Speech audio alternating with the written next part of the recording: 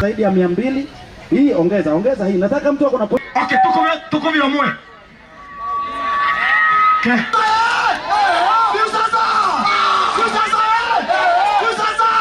Okay, tuko viomwe.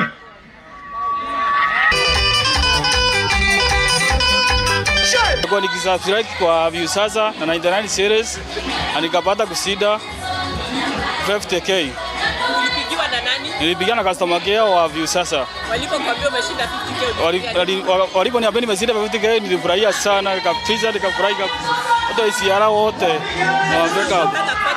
Napanga kuweka stima kwa nyumba. Finished touring Meru County and we finished in Isiolo and Timau. Today we embarked in Embu County. And one of the things we were doing in Embu County, we were coming to award our daily winners. One of our daily winners came from Embu County, Ishiara. So we've come and awarded Moshiri 50,000 shillings and we are very excited.